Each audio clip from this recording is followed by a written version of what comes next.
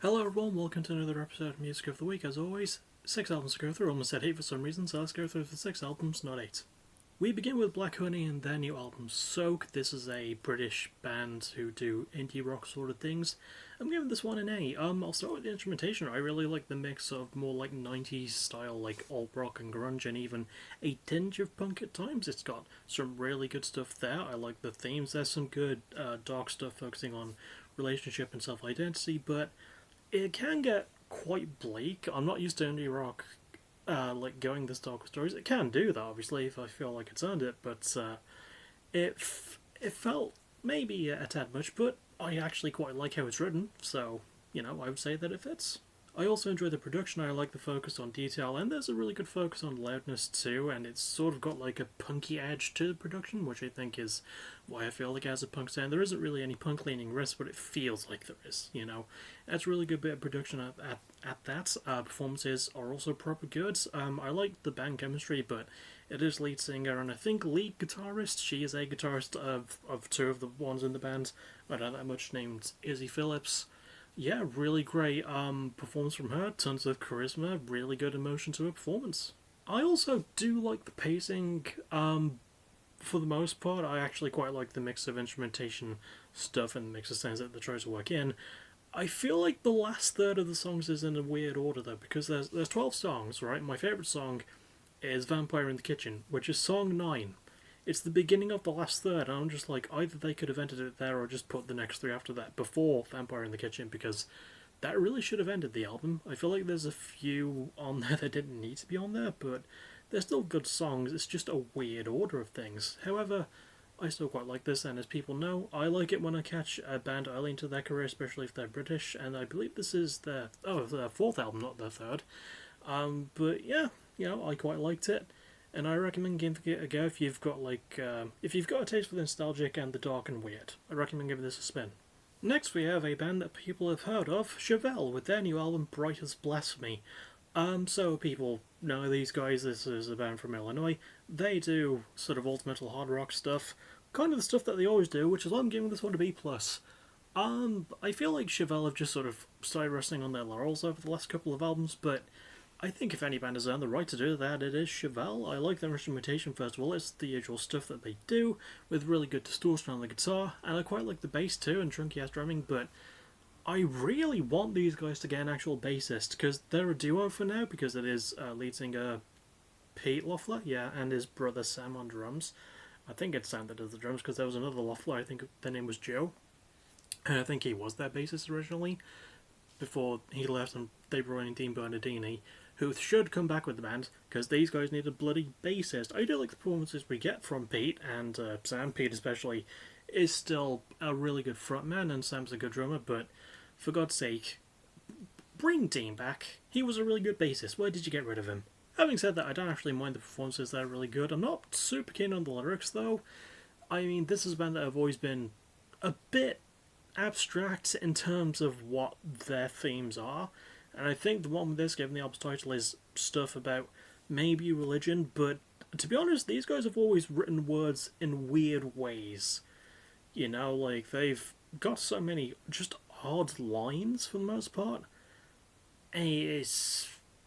Yeah, people forget that I think people have forgotten that they're kind of weird when it comes to writing, but I guess I like the attempt at a theme, even though it's not worded too differently from what they normally do, because again, their lyrics have always been really fucking weird. I quite like the production though. I quite like the density on the mix, and it's got enough polish to make things feel quite smooth. And I don't mind the pacing either. It's got some by the numbers stuff for these guys especially, and there isn't as much effort put in, but I do think it has interesting ideas and some good heavy spots, and also, Chevelle just have a really good signature rock sound. I feel like it is something I should stick to, maybe mix it around a bit. I do feel like this. I do feel like we're a long removed from something as half as good as La Gargola, but that album only came out 11 years ago, and that album did rule, so yeah, listen to that, but maybe give this one a spin if you're a Chevelle fan. This feels like an album for Chevelle fans, and I am one, so it works, but I would like them to try something new next time. Next, we have Joey Valence and Bray with their new album Hyper Youth. This is a sort of hip hop punky rap duo, and I'm going to give this one an A+. I think it might actually be better than No Hands, and to date, the only one I haven't fully listened to by them is Punk Tactics. I've never listened to that in full, but I've heard some songs from that album, and obviously the title track from that is how I first found out about these guys. But yeah, Joey Valence and Bray are fucking brilliant, and I don't care if Brad Taste in Music disagrees. Brad Taste in Music sucks. That's my hot take on that. I just don't like him very much. But yeah, Joey and Bray have incredible chemistry, and I think Joey himself is really good. But Bray, I feel like his delivery has improved a lot since their last album, and considering how like he's got the deeper voice between the two, his delivery has always landed well. I feel like his flow has improved a lot, but like it is his impact that hits the hardest, probably harder than it did on the previous album. Speaking of things hitting hard, I was not expecting these guys to actually have a mature, slightly emotional theme, because given the album's title, it is sort of about. I do write it down. There we go. It is their usual humour. I am just reading from a script at this point, but there is good themes of growing up and trying to keep the passion for doing what you love. And these guys have always stuck to their passion, and they've always been really good at what they bloody do, and it's very clear from the performances, which I've already gone over. But I quite like that. I like the instrumentation as well. It's the most experimental one with their usual punk-leaning stuff, but it's got really good beats and shitloads of energy to it. It's even got some like more sort of traditionally rappy vibes. It's probably the most traditionally rappy album of the ones I've heard from them, and it worked really well. Really good performances there, really good lyrical theme, really good production as well. It was handled by Joey, and it's just got this really good organic feel. It's also their first album to only be handled by one person. I'm glad it was one of the band members too. And it was released through RCA, and RCA are usually a really good label when it comes to letting people produce their own stuff.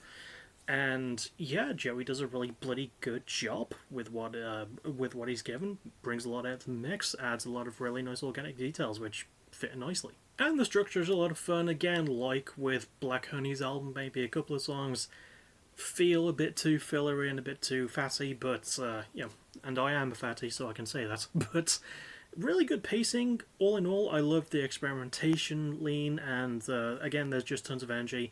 And for an album with 14 songs and stands at 43 minutes 57 seconds, I think it's the longest album of the past week. It just makes really great use of its time with what it has, and I feel like this might be the best album. Again, I still need to listen to Punk Tactics, but if you're a Joey Valence and Bray fan and you want them to actually try something new, this is them at least knocking on the door of something new, for the most part making that work.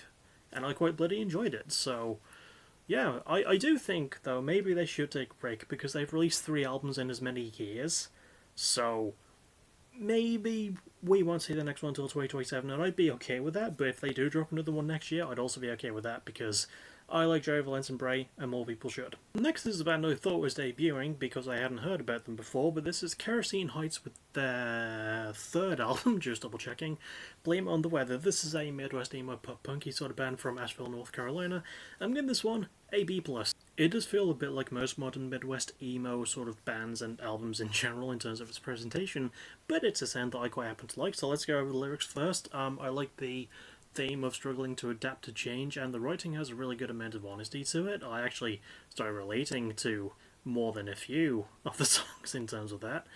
It does a really good job with what it has. I like the performance as well. There's really good chemistry, and the bands are all really good, and they're putting a lot of passion. And lead guitarist Justin Franklin, I assume he's lead guitarist anyway, does a really good job. I just wish he got more chances to do guitar solos, because he does good guitar solos. And this is again one of those Midwest emo bands that includes those mathcore bits, a bit like Youth Fountain and Tiny Moving Parts, like that sort of vibe. I did actually want them to mix up the instrumentation more than I'm used to hearing. It is still pretty good, and it's got a good vibe to it, and there's really solid bass work, but again, I kind of wanted things to, they move at a good pace, but it doesn't feel like anything outside of the bubble.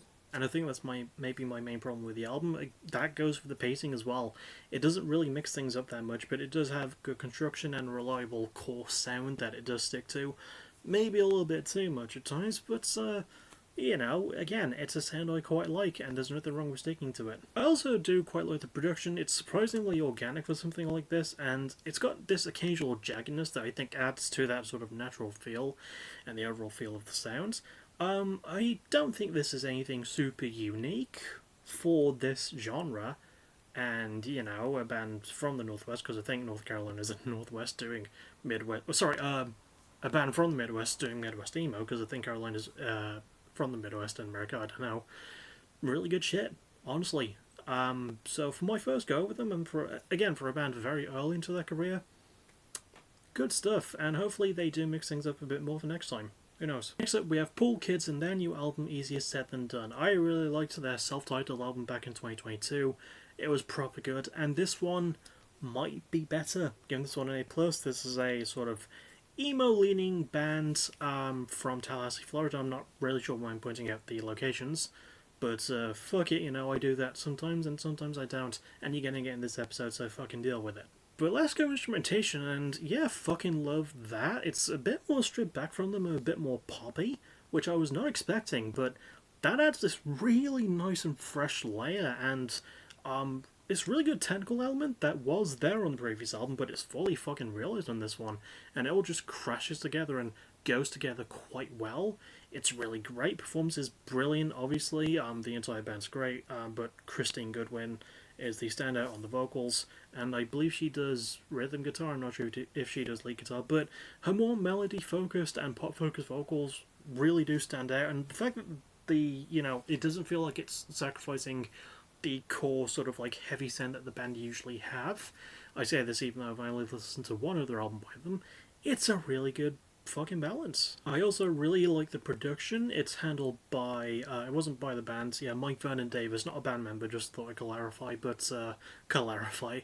But yeah, the production is really good. It's just nicely fleshed out and just builds the sound wonderfully. But what I quite like about it is this is the band's biggest label that they've ever been on, because it's on Epitaph, but like it fits this really small scale, and Epitaph have always been kind of good for that sort of thing. I don't remember what album label their last one was released for. It was like Skeletal Lights or something, but it's really good stuff, and I like how it feels small and sort of like really big at the same time. It's good there. Lyrics are also fucking great. There's a more nuanced and subtle focus on themes of lost love and nostalgia, and it works really well. It doesn't feel like cheap nostalgia, and I like it when a band does nostalgic stuff and isn't just focused on it and is actually trying to like make really good emotive narrative storytelling. And this band does that, this album does that. It's not a concept, but it's still got really good stories to tell and really honest stories about love and relationships that didn't work out quite as well as you hoped. And yeah, structure also fucking great. It's a huge change, and the song placement is really good at building around that sound. I do feel like, again, much like with Black Honey's album, it doesn't end on the right song, because my favourite song in this is Danny, and it is it's almost the last song. There's 11 songs, and it's the 9th song, and there are 2 afterwards, which are also really good. Don't get me wrong, and it closes just fine on the closer that it actually has, but it really should have ended on Danny. Danny is a brilliant song. But also, I'll just recommend that you listen to Pool Kids anyway, because Pool Kids rule, and this album is probably the best one they've done. And finally, good lord, we have Rise Against with their 10th album, Ricochet. A sort of melodic hardcore band from Chicago, and one of my favourite bands of all time. And this might genuinely be their worst album, but I'm only giving it a C minus. Now,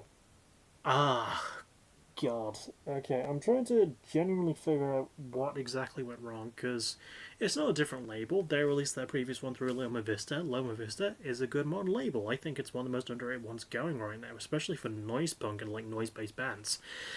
But I think it might be the production, because this was handled by Catherine Marks, who has done stuff for Manchester Orchestra and Boy Genius, not bands I particularly care enough about, but she does not do a good job here. Why is the production so horrible on everything? Like, especially the vocals. Like, Tim has a really good punk voice, and you can't fucking hear him. And a lot of people have brought up that the production on the vocals is bad. No one's brought up how bad the production is on the instrumentation. Like, the mixing and sound editing on the guitars especially, it all sounds like so chippy and washed down. And I'm trying to figure out there's so much reverb, and I get that the album's called Ricochet, but it's not supposed to sound like it's doing that. There's also just no bite to the instrumentation, or like anything on the album really. Like there's no rough punk edge, and I get it. This sort of mixes in a sort of a bit of a rock and grunge sort of thing. You know, that's one of the listed subgenres in the album's Wikipedia page. Yeah, I guess I can admire them maybe wanting to do something new, but they didn't need to. Especially if there's just like no warmth or no energy to it, because bands can mix in hardcore punk and melodic hardcore with elements of grunge and hard rock and make it work. And I feel like Rose Against wanted to do that, but I feel like something was holding them back. I feel like Catherine was just like, nah, don't do that.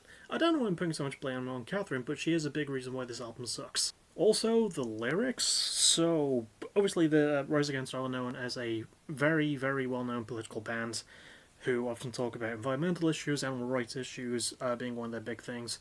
And this just kind of feels like they don't really mix things up or nuance things, and it doesn't feel literal enough to feel like it's making a point either. Because this is the thing about it, right? The main theme, and why the album's called Ricochet, is because it's so easy to access things now, and we're all interconnected, and it's so easy to access like information, and we're all basically just sort of like sat in one place, you know, being able to do that. And we're not conversing as much as we should, because when we start communicating, that creates that effect. Which I guess is an interesting theme, but it doesn't feel like there's anything to talk about. Like, bands this year, punk bands this year have done that sort of thing in a way, and have done it a lot better, and I'm not sure why, because lyrics are usually one of Rise Against's strongest points, and it's really, really fucking bland here. I'm also not big on the structure. It feels so stuck in one place and has no bloody spark to it. And again, weird to say that because, you know, there is an attempt at mixing in stuff, and it just doesn't add anything. And I feel like the band just don't fucking try. Like, they occasionally show a bit of life, and Tim still sounds good when he wants to, but I feel like the band phone it in a lot, and I was thinking, oh, maybe it's because most of them are in their 50s, and then I remembered that can't be the case, because Dropkick Murphys' new album that came out literally last fucking month, you know, their lead singer is in his 50s, Al Barr is in his fucking 60s, and he was only on one song on that album, and he still sounded great. So what is the excuse here? Like, Tim's not even in his 50s yet. He's the only member of Rise Against to not be there. He's 47 now, or he's going to turn 47 soon. And I just, like, it feels so so nothing. It is such a nothing burger album, and it might genuinely be their worst one. I don't know. I don't like being mean, but I don't think it was the band's fault. I don't even know if it was Catherine's fault, but it maybe was. I just... so much went wrong with this one, and I was so looking forward to it, and I was so fucking disappointed. Probably the most offensively bland, like, most disappointingly bland album this year, at least. Potentially. Maybe of all time. I'm not sure. Next is favourite song and favourite album cover. I would say favourite song goes to Danny from Easier Said Than Done by Paul Kears. Just really like the detailing of the relationship, because I think that's what it's about.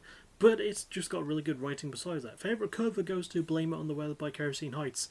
It looks like a really charming art project sort of thing that my niece would make. It just looks really nice. It's got all this stuff on it, and it just looks weirdly pleasant. I'm not sure how to describe it, it just looks nice to look at.